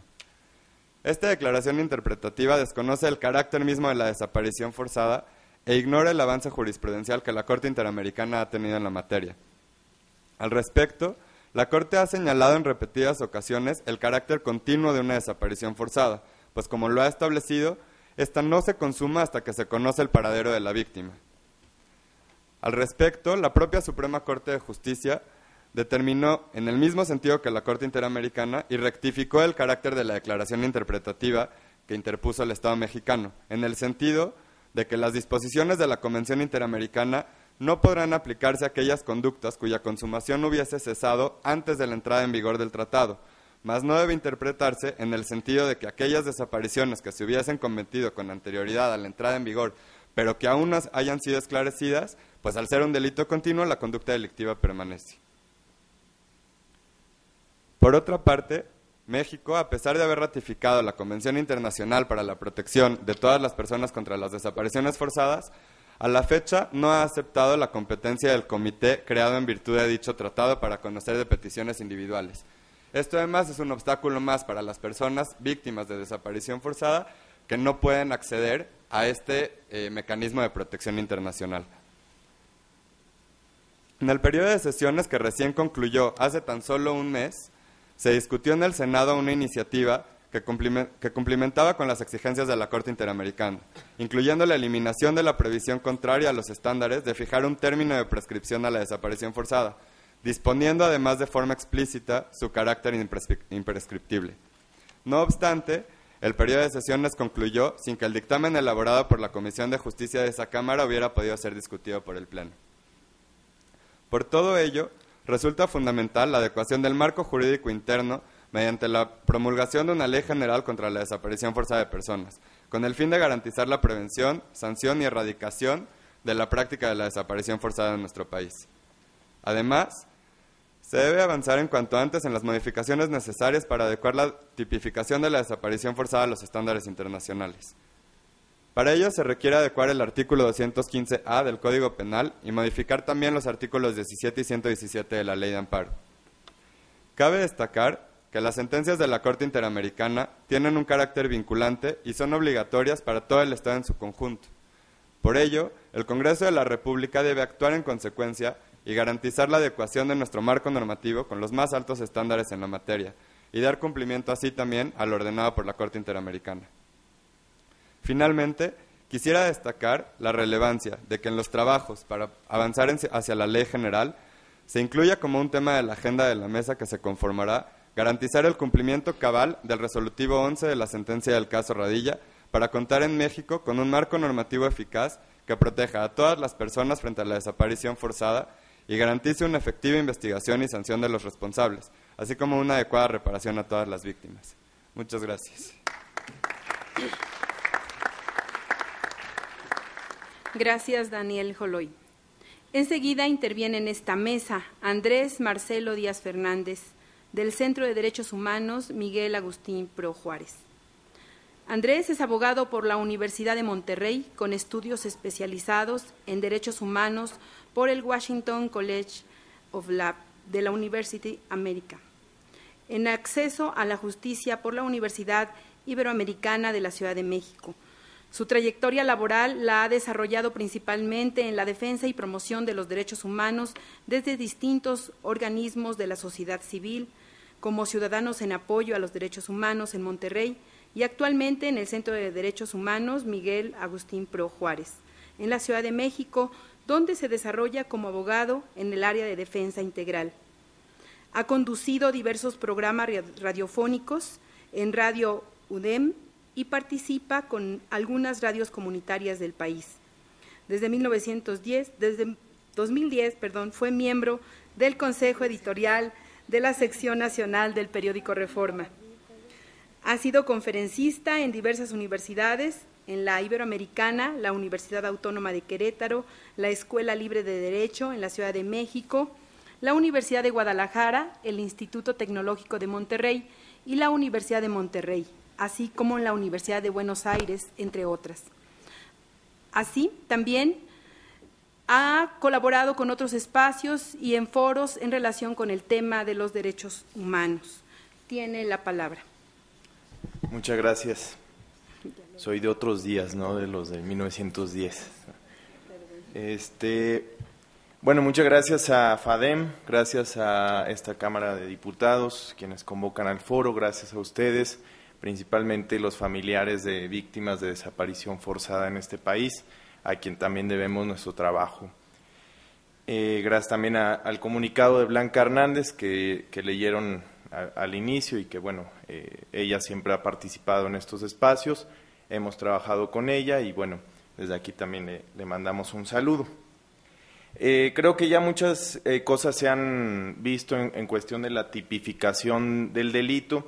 A mí me gustaría ahondar un poco más en la situación también del Estado mexicano, entendido esto como lo sabemos desde nuestras primeras clases, que el Estado son 3 poderes, legislativo, ejecutivo y judicial, y en ese sentido, cada vez que aluda al Estado, pues bueno, serán en esos poderes por acción, por omisión, por referencia directa o indirecta. Los antecedentes de todo este fenómeno de la desaparición forzada tienen que ver con una lucha en México, una lucha que viene de siglos, una lucha, digamos, en la época contemporánea post-revolucionaria y donde se empiezan a gestar diversos movimientos en el país, opositores a los regímenes antidemocráticos que existían y que podemos ver todavía en algunas de sus facetas, ¿no? Esta lucha sigue vigente. Tenemos también que como un antecedente sabemos que la primera desaparición forzada de personas en América Latina fue en este país, fue en México. Lamentablemente todos los abogados o en clase siempre nos dicen el amparo, es una creación mexicana que se ha dado a otros países, pero también hemos dado cosas muy antihumanas, muy inhumanas, como esta desaparición forzada o inclusive algunas otras prácticas de tortura.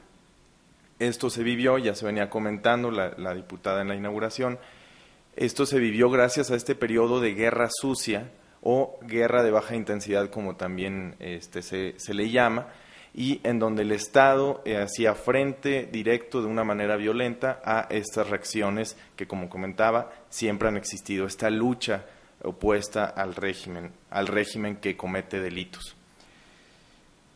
Esta lucha también se vio cambiada a raíz de todos estos ilícitos cometidos por el Estado, es decir, ya de una lucha de la sociedad civil que se tenía que hacer en contra del régimen y en demanda de mejores condiciones de vida o condiciones estables para todos los mexicanos y mexicanas, la lucha cambia al momento de haber desapariciones forzadas. Es así como surgen los primeros grupos de familiares de detenidos desaparecidos en México.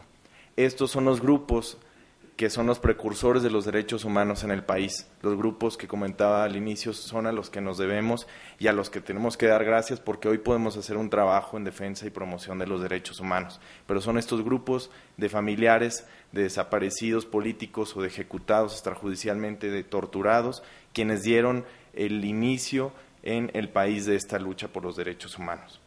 Ahora bien, el actuar del Estado, ¿cómo se ha centrado? Vemos, por ejemplo, que es imposible desligar al Estado mexicano, por una parte de la comisión de delitos, por una parte de la comisión de todos estos crímenes de lesa humanidad, también no es posible desligarlo de la parte de la falta de acceso a la justicia. Es el mismo Estado, no hay que perder de vista eso. El mismo Estado que comete el delito es el mismo Estado que no investiga y el mismo Estado que niega los hechos y el mismo Estado que permanece en la impunidad, el mismo Estado que colabora incluso con personas que están en contra de quienes se oponen, ¿no? Entonces hay que analizarlo desde esta perspectiva, desde este análisis.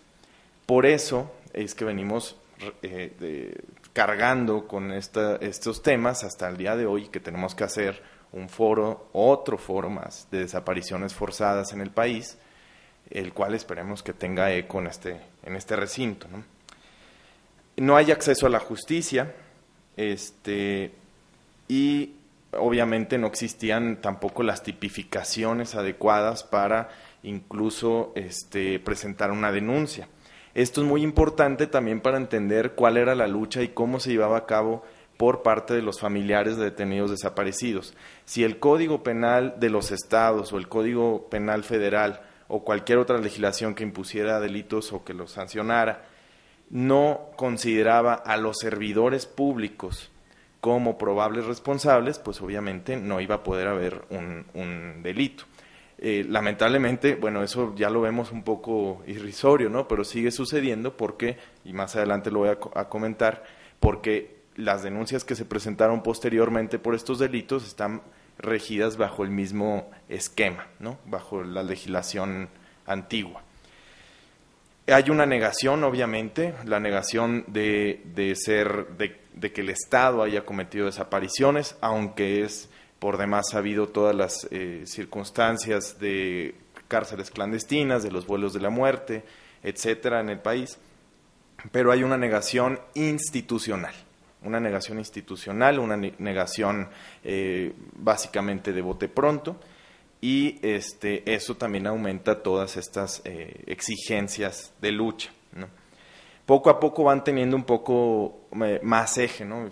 Mientras que los opositores o las personas disidentes del gobierno iban siendo masacradas por el Estado, también se iba subiendo la labor de los luchadores sociales, como comentaba, principalmente formado por los familiares de los detenidos desaparecidos. Estas luchas sociales, estas luchas que hacen los familiares, y ante la ausencia de estas tipificaciones, se tenían que hacer también con un carácter político, ¿no?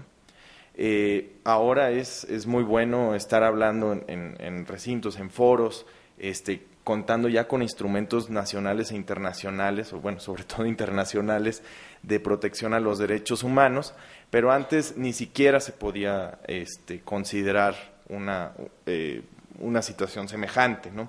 Por eso se tenía que ir mucho a la presión política.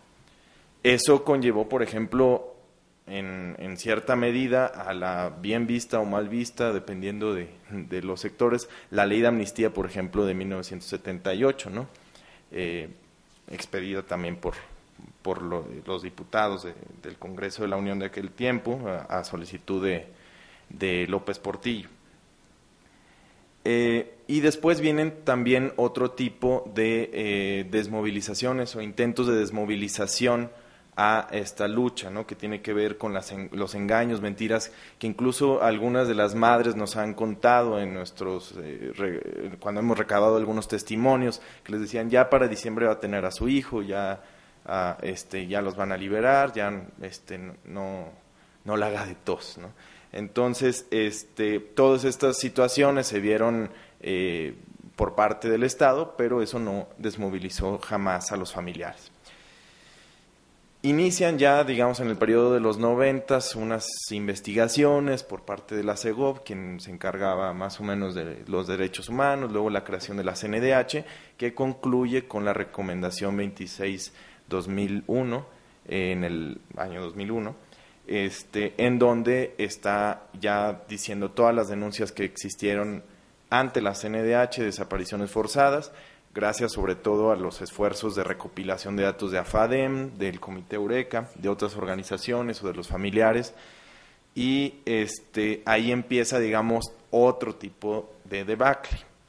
Pensábamos que, digamos, con un cambio únicamente de colores, únicamente de partidos o la alternancia, se podía ver algún tipo de transición.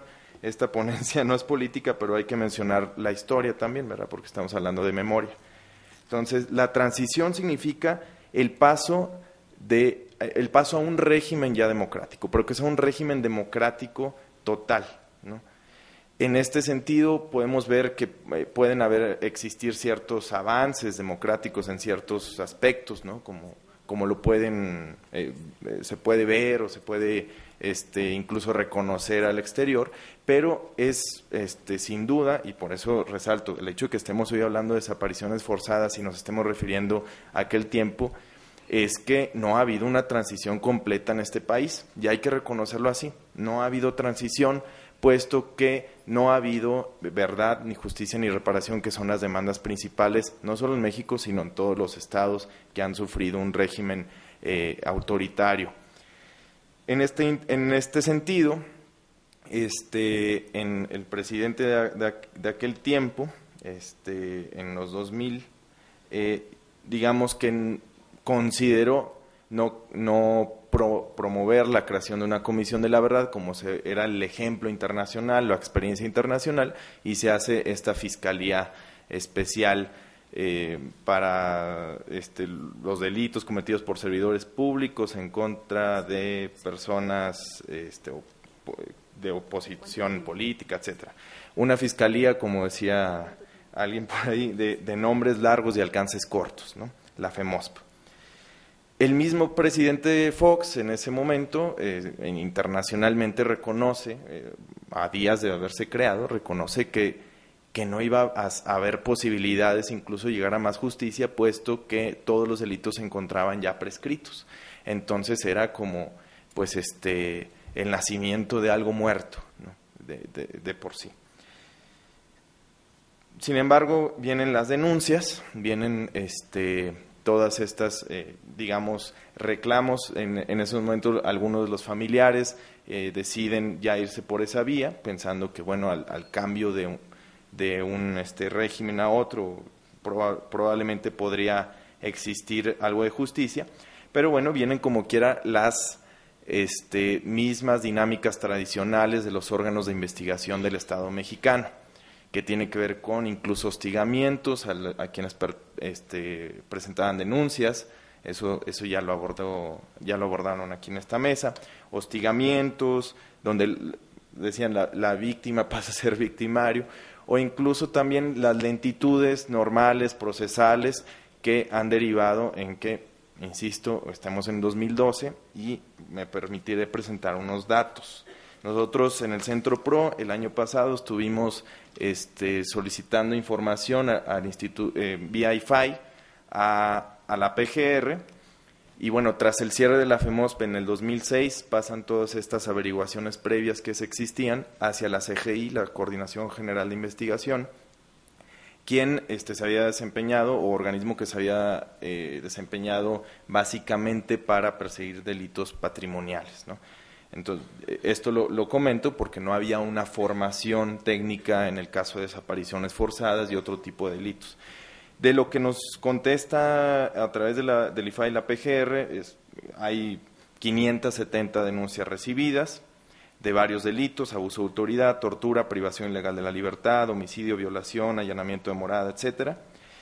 Del destino de las averiguaciones previas, archivadas están 110, o sea que no se ejerció la acción penal, reservadas 1, 0 consignaciones y por consiguiente 0 sentencias condenatorias ni absolutorias, no hay ningún proceso sobreseído ni otra forma de conclusión.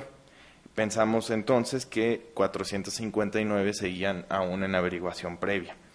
El presupuesto de la FEMOSP también es importante, bueno, lo preguntamos para saber cuál era el interés real del Estado mexicano, y digamos, de los aproximados en 2002-2003 cuenta con un aproximado de 6 millones de pesos, en 2004 sube a 10,000, 2005 a 14,000, pero para el 2006, ya el último año de ese sexenio, en la primera mitad, o digamos en el primer tercio, se habían asignado casi 2 millones, ¿no? De 14 millones a 2 millones.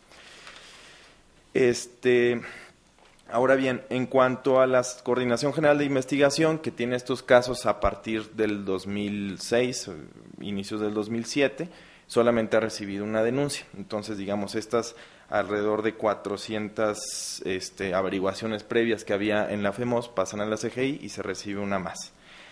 Obviamente, y como les comentaba, lo que se dedica a la CGI, les pedimos el dato de a qué estaban capacitados los agentes del Ministerio Público de la CGI, si tenían algún tipo de formación en esta materia de delitos de lesa humanidad o bien de justicia transicional, etcétera. Nada, los cursos que han recibido son de extinción de dominio, justicia efectiva para todos, niñas y niños adolescentes migrantes, proyectos de capacitación diamante, interpretación a la transición del proceso penal en México del 2008 al 2016, que es lo de los juicios orales, etcétera, pero nada con relación a estos temas. Cuando le preguntamos también cuál es la estrategia de la CGI para estas cuestiones de delitos del pasado, o bien delitos cometidos en estas épocas, era continuar con la debida integración de las averiguaciones previas, establecer la cooperación y coadyuvancia para acreditar el cuerpo del delito y la probable responsabilidad de los inculpados, y también desahogo de diligencias tendientes al total esclarecimiento de los hechos. Supongo que algunos de los aquí presentes han tenido oportunidad de ir tanto a la FEMOSP como a la CGI. y han consultado los expedientes. Estos expedientes están físicamente en cajas arrumbadas, con polvos, y si le queremos dar esa imagen también, pero si no, tampoco importa. Digamos que sí se ve todo el decrecimiento de esta actuación del Estado, que fue, como vimos también de los presupuestos, que fue muy álgida en 2003, 2004, 2005, cuando iban a otras entidades federativas a investigar las desapariciones forzadas, etcétera, y ahora, digamos, a lo mucho envían algún oficio, alguna autoridad para saber si se encuentra tal general que existía en la zona militar más cercana, ¿no? No hay respuesta, y ante esto, pues bueno, las familias han tenido algunas que optar, como Tita Radilla aquí presente y como otras familias, han tenido que optar por irse al sistema interamericano. Y esto es una falla. A veces se podría pensar que la Comisión Interamericana y la Corte Interamericana es algo a lo que todos debemos aspirar en cuestión de justicia. Nosotros en el Centro PRO consideramos que no, que es una cuestión básicamente que nos muestra una falla total del Estado mexicano, un incumplimiento total. Que un caso se vea en la Comisión Interamericana significa, más que en el discurso, en la letra, significa que no hay justicia en México. Y insisto, por eso tenemos que seguir con estos foros. Todas estas cuestiones que ya sabemos y que lo robustezco con estos datos que les compartí, nos muestran la impunidad del Estado mexicano. Impunidad básica para aquellos servidores públicos que cometieron delitos en contra de personas y que hoy en día también provocan que haya otros servidores públicos que estén cometiendo inclusive los mismos delitos. Mientras no haya esta verdad, justicia, reparación, vamos a seguir en esta misma cadena. Nosotros también estamos considerando, bueno, ya se ha platicado en esta mesa sobre estas tipificaciones, pero hay que darle también un tratamiento especial a estos delitos. Como comentaba, parece que ahorita ya están empezando a cerrar los casos en cadena, sobre todo los que tienen que ver con ejecuciones o con secuestros, que así empezaron las averiguaciones previas como por delito de secuestro, y empiezan a decir, bueno, ya prescribió el delito porque el artículo del Código Penal de Sinaloa o de Zacatecas decía que ningún servidor público podía cometer este delito de privación ilegal de la libertad. Entonces, creo que en estos próximos años vamos a ir viendo este efecto dominó de cómo se van a ir cerrando todas estas averiguaciones previas, y lo único que va a confirmar es que el Estado abrió una fiscalía para estos delitos que no sirvió, que no hizo nada, que no hay ninguna consignación y que se están cerrando estos casos. Y digamos, todo este periodo de años, a partir del año 2000 hasta la fecha, pues bueno, han sido, digamos, básicos para que se deje de hablar a veces del tema. Entonces es muy importante, sobre todo, y con esto cierro, considerarnos en estas responsabilidades del Estado, que tiene que ver con legislativo, judicial y ejecutivo. En cuanto al legislativo, ya lo han expuesto, pero es sobre todo que se tenga una tipificación adecuada y ordenada conforme a estos instrumentos internacionales, a los más altos estándares de derechos humanos y en contra de la desaparición forzada en México. Ya Santiago Corcuera hizo un consejo muy puntual. En cuanto al Ejecutivo, que se continúen con estas investigaciones, que se consignen y sobre todo, bueno, el tiempo pasa. Ya en los últimos meses se fueron 2 personas que habían sido señalados por los familiares y por personas detenidas desaparecidas o que sufrieron tortura como principales ejecutores de estos crímenes de Estado, de este terrorismo de Estado, ¿no? Y por último, al judicial, sobre todo, cuando le llegan estas consignaciones, que resuelva con los más altos estándares de protección a los derechos humanos.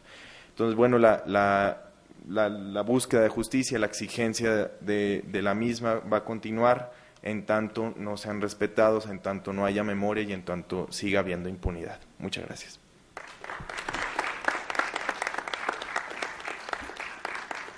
Muchas gracias, Andrés Díaz, del Centro PRO.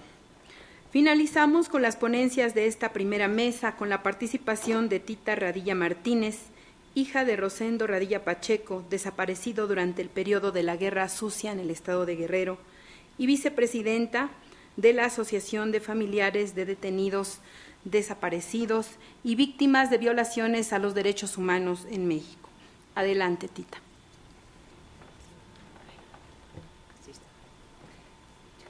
Bueno, muy buenos días a todos los presentes.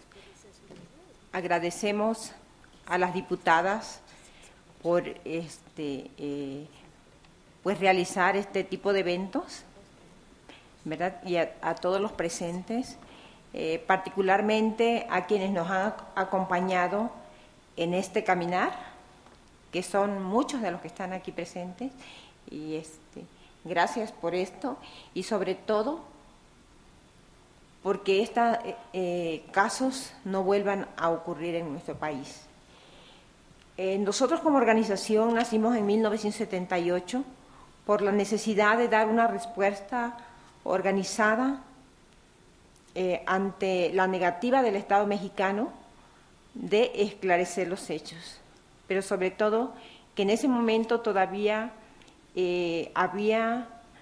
estaban siendo desaparecidas muchas personas. Nosotros al inicio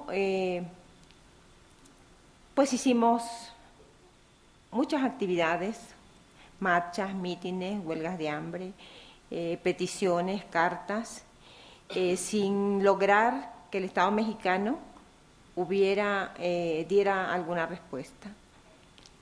En 1999 decidimos presentar los primeros casos ante la Procuraduría General de la República, de la cual acumulamos 143 casos que no fueron investigados, ¿verdad? No hubo investigación de la Procuraduría y pasaron a la Procuraduría General de Justicia Militar. Para esto a nosotros no nos avisaron, no nos dijeron, ¿verdad? Lo supimos por la prensa de que los casos habían pasado ahí, y nos extrañaba que los militares nos estuvieran citando a declarar cuando nosotros no habíamos presentado ninguna denuncia ante ellos. Entonces ocurrió por esas 143 denuncias que la Procuraduría General de la República envió a esta instancia de justicia militar.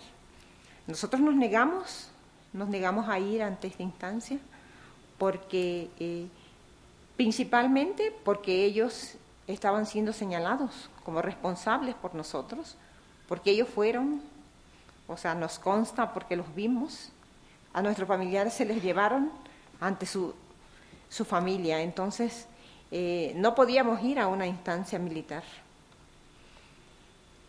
Y pues sabemos que por estos casos, la Comisión Nacional de Derechos Humanos inició una investigación donde acumuló 532 quejas,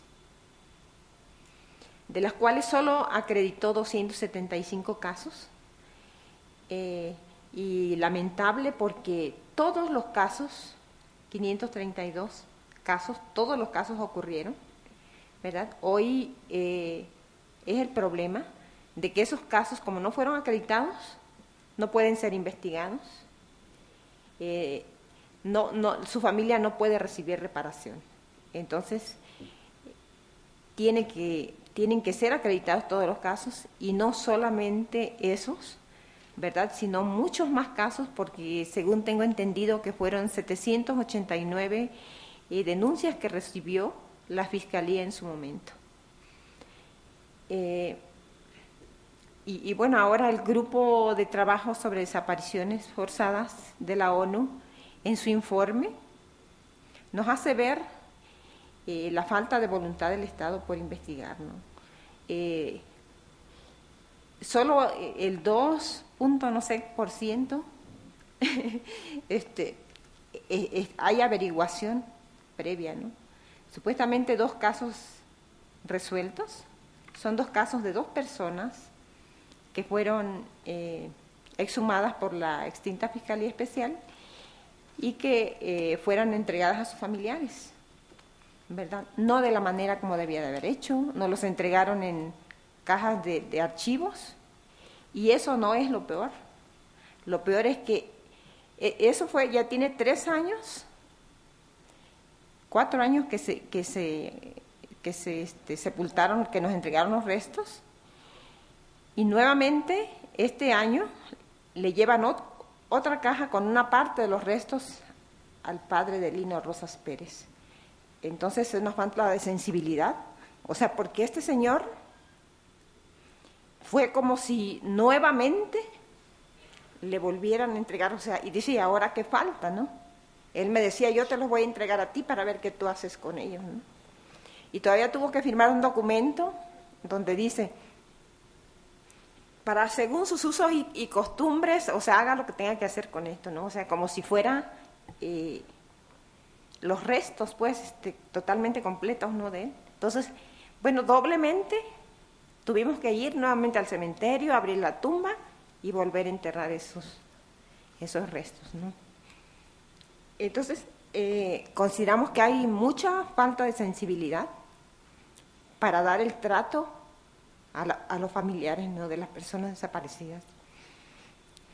Para nosotros ha sido muy difícil este camino.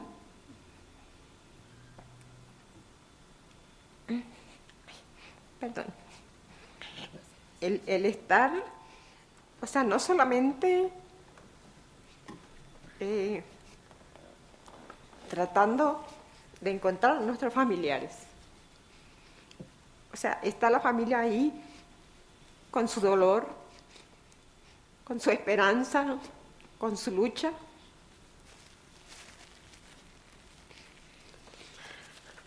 Pero aparte, esto que ocurre, la falta de sensibilidad de las autoridades para dar el trato que merecen las familias. Y lloramos de dolor, pero también de coraje, de indignación. Y también sentimos esa falta de sensibilidad de la sociedad, ¿verdad? Que a pesar de que estos hechos ocurrieron, aquí vemos este recinto casi vacío.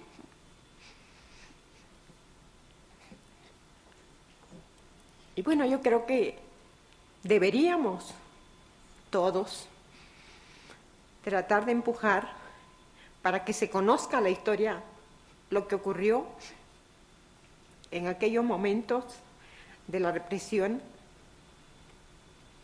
sobre todo en el estado de Guerrero, que bueno, yo sé que en muchos estados pasó eso, y yo sé que la familia sufre y pasa lo mismo que estamos pasando nosotros. Pero yo creo que debemos de hacer un esfuerzo, sobre todo para que estos hechos no vuelvan a ocurrirse. Es nuestra historia, desafortunadamente no se conoce. Y yo creo que cada uno de nosotros pudiéramos decirle a los demás lo que ocurrió y decirles lo que sigue ocurriendo. El Estado habla de hechos del pasado, pero estos hechos no son del pasado, porque están presentes, siempre han estado presentes, porque nosotros hemos mantenido esta lucha precisamente para que no se olvide y principalmente para que no sigan ocurriendo, para que no permitamos de que estos hechos sigan ocurriendo. Decimos nosotros, se ve como son nombres, son números, son cifras que se mencionan. Pero tenemos fotografías, muchas fotografías con su rostro. Tenemos las listas con sus nombres y sus apellidos. Y ahí están los familiares, sus familias, que los aman, que los esperan y que luchan para que algún día podamos saber qué ocurrió con ellos. Por eso nosotros pedimos, pues, a todos ustedes, ¿verdad? Y particularmente a quienes, a los diputados y a las organizaciones que pueden pues ver lo de que se haga la formación del grupo de trabajo para que realicen esta propuesta que prevenga, investigue y sancione las desapariciones forzadas. Yo creo que se debe, no solamente los legisladores, que son quienes hacen estas leyes, sino que tener la asesoría, las recomendaciones de los expertos, ¿verdad?, internacionales o nacionales que hay. Hay muchos compañeros, hermanos que también nos han acompañado en esta lucha y que sabemos que saben cómo tiene que hacerse una ley, ¿verdad? Y desafortunadamente a veces se hacen leyes que van en contra de los intereses de las víctimas y de sus familiares. Bueno, es lo que les puedo decir por el momento y muchas gracias por escucharme y espero que nos puedan apoyar en esto de la difusión de lo que ha ocurrido y sigue ocurriendo, porque también las desapariciones forzadas en estos momentos se siguen dando, ¿verdad? Y para nosotros es importante que ninguna familia más tenga que pasar lo que nosotros pasamos. Muchas gracias.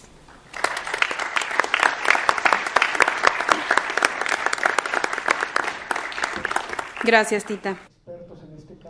En esta primer mesa de trabajo, donde se desarrolló el tema del cumplimiento de obligaciones internacionales en materia de desaparición forzada, los ponentes hicieron referencia a diferentes puntos, entre los cuales le menciono que se señaló que es necesario legislar en esta materia, que se debe de tipificar adecuadamente la desaparición forzada y sancionar también de manera adecuada a los responsables, ya que México presenta un grave rezago en este tema. Asimismo, se informó que existen 53 recomendaciones para México en materia de desaparición forzada, las cuales han sido realizadas por organismos internacionales. En esta mesa de trabajo se habló de que sí hay avances en nuestro país y dentro de esto se mencionó que en el año de 2012, en el mes de abril, se aprobó por el Congreso de la Unión la Ley General de Víctimas, en la cual se instaura la creación de un registro nacional de víctimas, pero también se dijo que aún falta por hacer. Es así como concluye esta primera mesa de trabajo. Continuarán las actividades en este foro, por lo que yo lo invito a que esté al pendiente de la programación del canal del Congreso. Por lo pronto, yo me despido. Canal del Congreso, el canal de la Unión, presentó.